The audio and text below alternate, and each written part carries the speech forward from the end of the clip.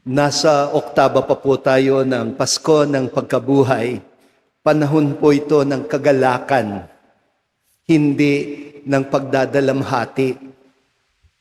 Pero aminin natin, kahit sa gitna ng kagalakan ng pagkabuhay, napakaraming dahilan para magdalamhati dahil sa krisis na dulot ng giyera at ang epekto nito sa kabuhayan ng mga mahihirap. Kaya siguro napakatindi ng dating sa mga tao ng ating pagsasaritwal ng salubong tungkol sa pag-aalis ng belong itim mula sa ulo ng mahal na Birhen Maria. Siya nga ho pala, ako na po ang humihingi ng paumanhin para sa nakaugaliang tradisyon doon sa parokya ng Concepcion sa Malabon. 8 dekada pala nilang ginagawa yung tradisyon na yon. Akala ko kasi tapos na yung salubong pag nahablot na ng kalapati ang belong itim. Dahil nasa ilalim po ako ng pagoda, hindi ko alam, nakasama palang pinapalipad ang kawawang kalapati na nakatali pa rin. Malupit nga naman. At malupit din sa mga isda na makakalunok ng mga lobo pagbagsak ng mga ito sa dagat. Kaya rest assured po, pinakiusap ko na sa mga organizers ng salubong na huwag na pong uulitin sa susunod na taon. Salamat po sa mga comments ninyo. Napansin ko, kasabay ng mga palakpak kapag salubong, marami sa mga nakikisalubong ay naiiyak o naluluha sa sandaling yon ng ritual ng paghahawi ng belo. Tuloy, iniisip ko sa sarili ko, ano kaya ang mga belong itim ang dinadasal ng mga tao na maalis mula sa buhay nila?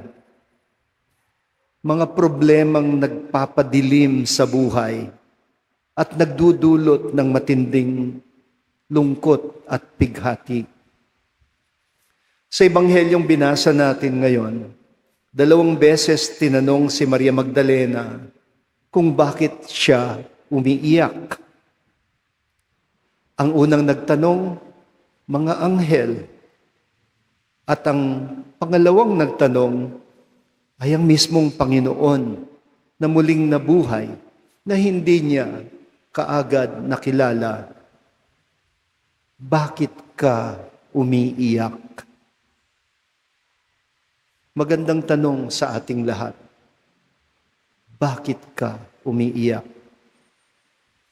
Para bang sinasabi sa atin, kung iiyak tayo, sana alam natin kung bakit. Sumagot si Magdalena, may kumuha po kasi sa aking Panginoon at hindi ko alam kung saan siya dinala. Hindi ba minsan ganyan din tayo? May mga sandali sa buhay natin na pakiramdam natin parang kinuha, parang nawala ang Diyos. Kapag may nangyayaring masama,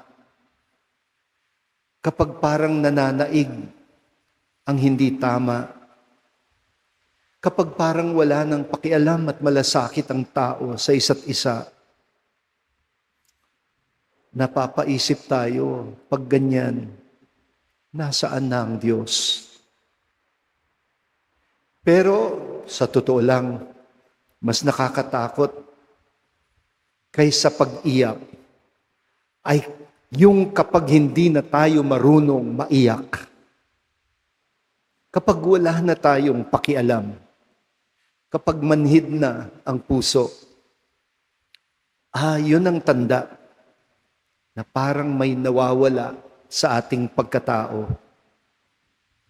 Kaya mahalaga pala ang luha. Hindi ito kahinaan. Ang luha, tanda ito na buhay ang ating puso at nakakaramdam.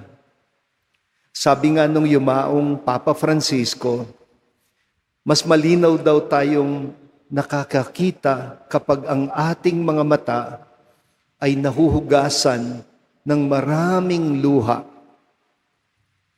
Pero hindi doon nagtatapos yung kwento. Habang umiiyak si Magdalena, abay naroon pala si Jesus. Hindi lang niya nakilala. Kaya nabigla siya nang tawagin siya ni Jesus sa kanyang pangalan, Maria. Yon ang sandali ng kanyang pagkamulat, ang marinig ang pangalan niya. Ganyan din ang Panginoon sa atin.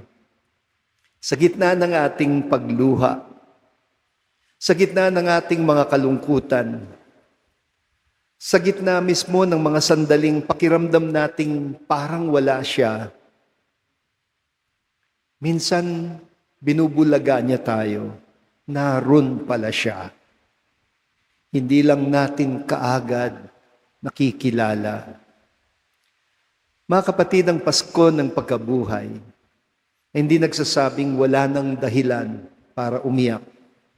Ang sinasabi nito ay ang ating mga luha ay hindi masasayang, na kayang baguhin ng Panginoon ang luha ng kalungkutan at gawing tears of joy, luha ng kagalakan. Kaya kung tayo man ay naiiyak ngayon dahil sa bigat ng ating mga panlipunan at pandaigdigang mga suliranin, huwag tayong matakot at maghinagpis. Hayaan nating tawagin tayo ng Panginoon sa ating pangalan. Nabuksan niya ang ating mga mata. At pag nakilala na natin siya, katulad ni Maria Magdalena, asahan niyo, papalitan niya ang ating pagluluksa ng tuwa at kaligayahan. At doon lang magsisimula na tayo mismo ay magiging saksi at tagapaghatid ng mabuting balita na tunay nga buhay ang Panginoon.